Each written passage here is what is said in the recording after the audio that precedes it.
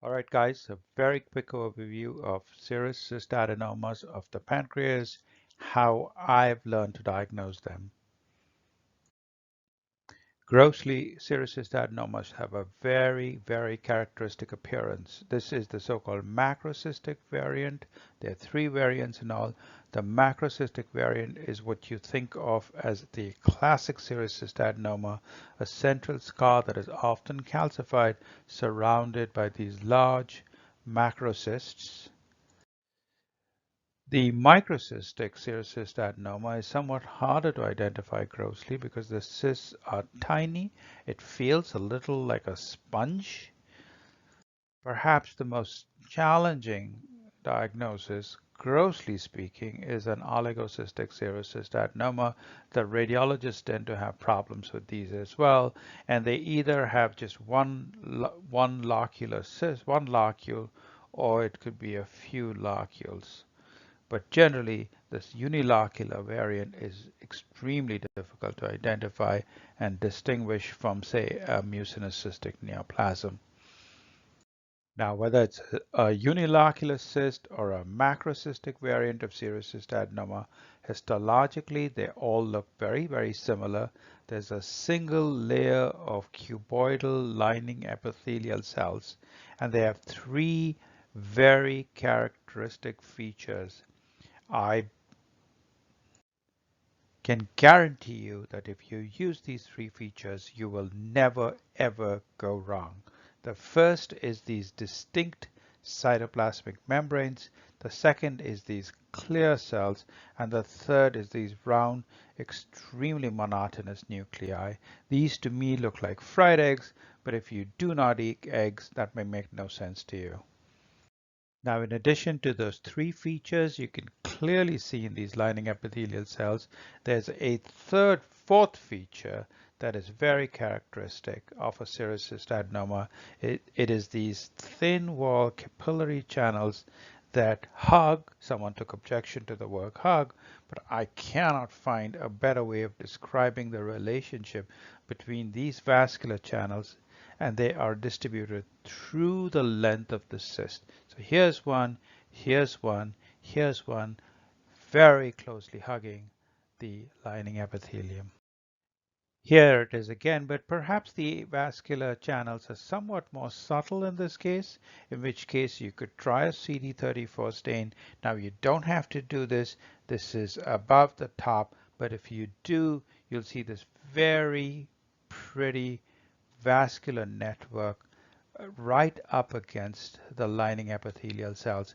In fact, if the lining epithelium is entirely denuded, this vascular network is very helpful in arriving at a diagnosis of a serous cystadenoma, and there's a paper from Memorial that actually goes into the diagnostic value of a CD34 stain or a vascular stain for the diagnosis of a serous cystadenoma. All right, so let's just back up for a second. So with a serous cystadenoma, that low power appearance is very characteristic. You'll either see these larger cysts, but most often you'll see a combination of larger cysts and smaller cysts distributed throughout the lesion. You may see some normal pancreas interspersed between these cysts. Here's a perfectly good serous cystadenoma, but watch this. There's a little papillary proliferation. Should this bother you? Absolutely not. Look at those lining epithelial cells. They look exactly the way we described them in the initial portion of this presentation. So you can see these papillary fronds in a serous cystadenoma. Do not in any shape or form let that bother you. Special stains, pretty much a waste of time. You do not need special stains to make this diagnosis. However, if you're old-fashioned like me and like pretty images, you could get a PAS with and without diastase, and all that shows to you is that those clear cells have a fair amount of glycogen, perhaps explaining why they are clear cells in a serous cystadenoma. Another thing I'll point out to you is very frequently these have a fair amount of hemosiderin in those fibrotic areas, and this becomes very helpful to diagnose these lesions cytologically on cytologic preparations, but that's a discussion for another day.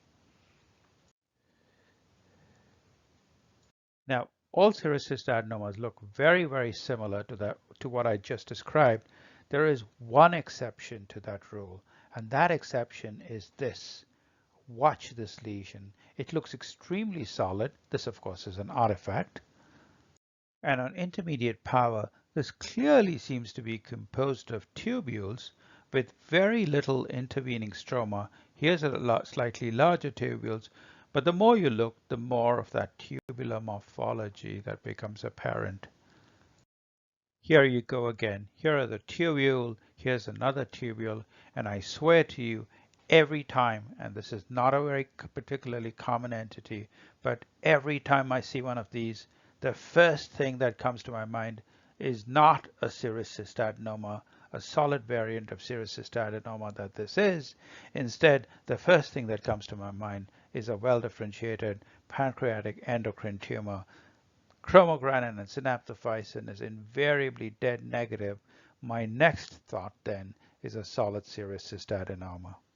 And I know this looks slightly different, in fact, a lot different from those classic serous cystadenoma pictures I showed you, but there are things that tie these two tumors.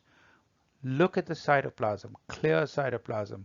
Look at those cytoplasmic membranes, distinct cytoplasmic membranes. Look at those nuclei, the monotony of those nuclei. Again, that's a fried egg appearance. And then look for that vascularity. It's there. This is the solid variant of serous cystadenoma. The bottom line, this is completely benign. In many cases, the surgeon will leave it well alone. They typically resect it only when they do not have a diagnosis, one, or two, it's large enough to be symptomatic. But in most cases, nothing need be done. And again, thank you for watching this little piece on serous cystadenomas of the pancreas. And if you do find these interesting, do subscribe to this YouTube channel. Thanks and bye-bye.